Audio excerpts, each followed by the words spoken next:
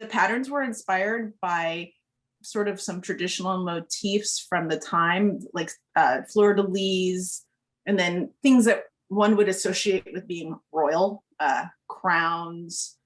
I was basically just finding really recognizable, like medieval-esque motifs, if that makes any sense.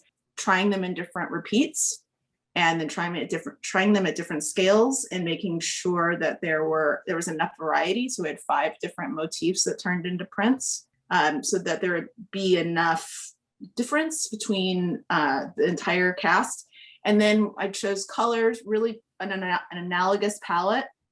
It's not challenging for the viewer, and it's not challenging for me to find a variety of colors that are sort of similar. So we went with a really punchy, like warm, analogous palette of reds and peaches and some like violets.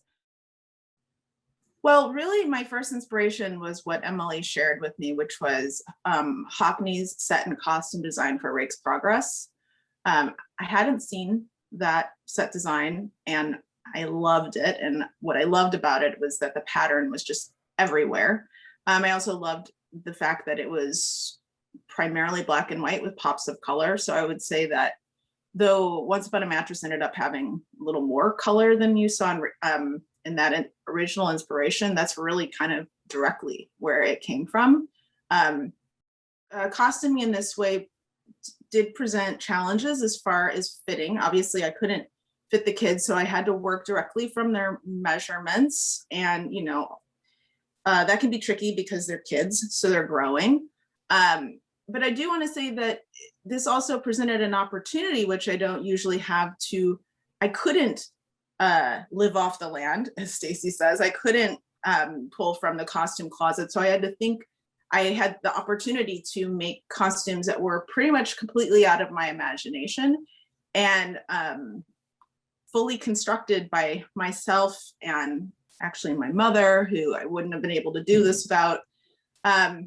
So that was like a great opportunity. On top of that, I was able to design all the textiles, which maybe we'll talk about at some point, but that's usually something you get to do in a much bigger budget show. So that was pretty cool. And I wouldn't have had the chance to do that.